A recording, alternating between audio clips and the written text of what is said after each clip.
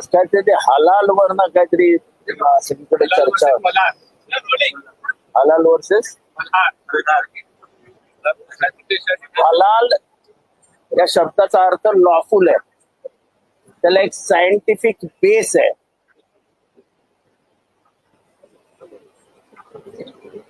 World wide हलाल जगाच्या पाठीवर सगळीकडे हलाल हा शब्द वापरला जातो.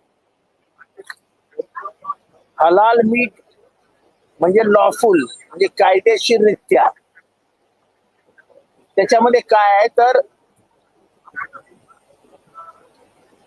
पशुबळी दिल्यानंतर त्याचं रक्त जे आहे ते वाहून देण्यासाठी मार्ग केला जातो, जेणेकरून त्याचं रक्त आतमध्ये साखळणार नाही आणि मटणात मिसळणार नाही. आपल्याकडे जितके पशुबळी दिले जातात ते पशुबळी हे साधारण हलाल पद्धतीनेच दिले जातात. आपण जेव्हा तुळजापूरच्या भवानीला जातो किंवा खंडोबाला जातो आणि जेव्हा पशुबळी देतो तेव्हा तिथला जो खाटीक असतो तो खाटीक हा हलाल पद्धतीनेच देतो, कारण का त्याला रक्त ते बाहेर काढून टाकायचं. झटका ही पद्धत ही फक्त पंजाब प्रांतामध्ये खास करून शीख समुदायामध्ये वापरली गेली. त्याला एक वेगळा अर्थ आहे, त्याला एक वेगळा धार्मिक संबंध आहे, पण त्याच्यावरनं वाद घालावा असं काही मोठं नाही आहे.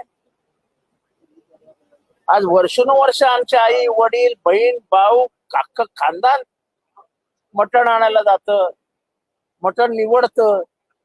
मला बोकडाचा पुढचा पाय दे, मला बोकडाची छाती दे, सीना दे, कंबर दे. आपण इतके चविष्ट माणसं आहोत, इतकी चिकित्सक माणसं आहोत की आपण हे सगळं निवडून मटण घेऊन येतो.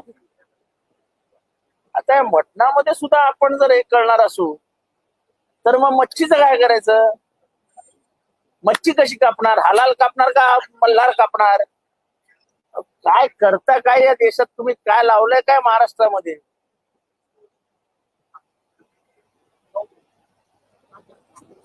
मी विचारतो, मच्छी कशी खायची आता? हलाल खायची, हराम खायची का मल्हार खायची? नवीन नवीन काहीतरी नवीन नवीन वाद निर्माण करायचे आणि हिंदू मुसलमान वाद कसा पेटवता येईल तो पेटवायचा. आतापर्यंत गावागावामध्ये कसाई आणि खाटीक हे एकत्र दुकानं लावत होते. साधारण तुम्ही बघाल तर छोट्याशा गावामध्ये गावाच्या बाहेर खाटकाचं किंवा कसायाचं दुकान असतं. त्याचा एक तो लाकडी उणका असतो, त्याचा एक सुरा असतो. काय फार मोठं गाव नसेल तर 2-3 बोकडं कापतो, बाहेर तो साफ करतो, व्यवस्थित आणून ठेवतो. लोक येतात, लाईन लावतात, मटण घेतात, जातात. दुपारपर्यंत मटण संपतं, तो आपला ओंडका घेतो, साईडला ठेवतो, बाकीचं सामान साफसूफ करून घरी निघून जातो. इतक्या शांत पद्धतीनं सगळं चालू असताना ही आग लावायची गरज काय आहे? ही आग लावायची गरज काय? हे महाराष्ट्राला आपण जातीय द्वेषाच्या माध्यमातून तिचं विभाजन करतो आहोत हे आपल्या लक्षात येत नाही. आणि मळणार कोण आहे? मळणार जो दिवसाला 200 रुपये कमवतो, जो दिवसाला 500 रुपये कमवतो असा माणूस मळणार आहे. ज्याचं बिचाराचं पोट या 200, 400, 500 रुपयावर ज्याच्या पोराचं शिक्षण होतं, ज्याच्या बायकोचं आजारपण होतं, ज्याच्या आईचं आजारपण होतं, त्या माणसाचे हाल करून आपल्याला काय मिळणार आहे? त्यामुळे मला वाटतं की हे सगळं जे आहे निरर्थक आहे. याची सामाजिक आणि आर्थिक आणि सायंटिफिक वैज्ञानिक बाजूही समजून घ्या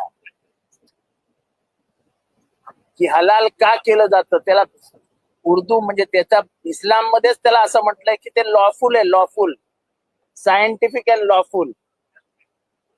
तर आपल्याला तेही समजून घ्यायचं नसेल तर